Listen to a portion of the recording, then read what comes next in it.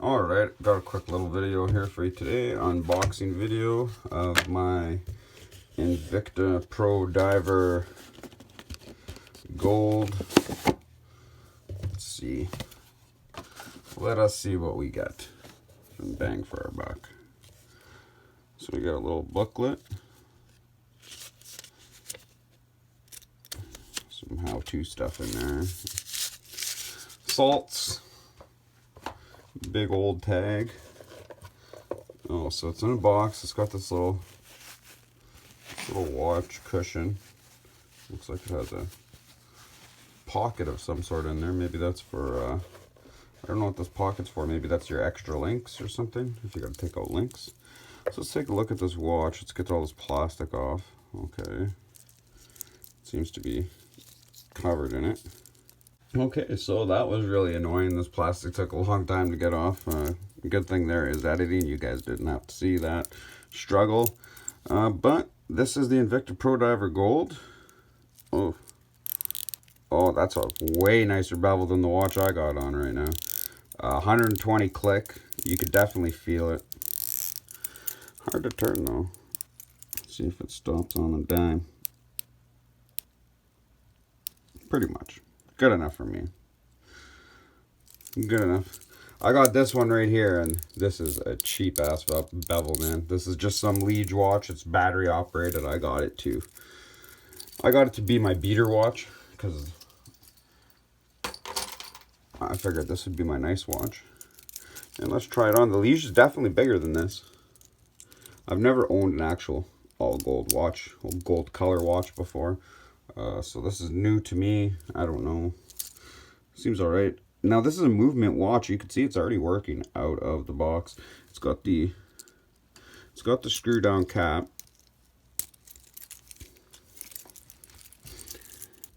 And you wind it up. You gotta unscrew it.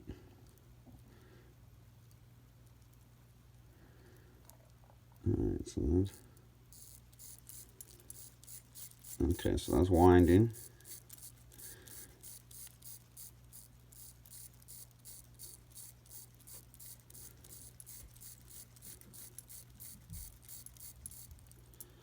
And this is the time. Oh no, that's the date. I'll adjust it then, I guess.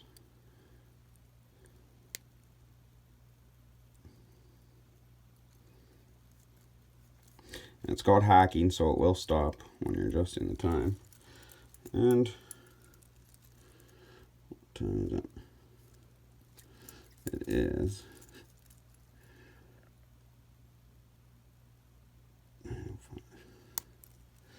all right.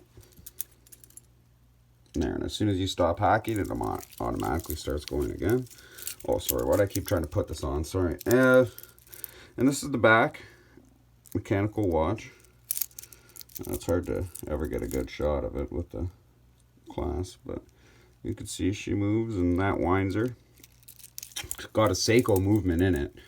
And all the reviews online says this actually does run very well, so.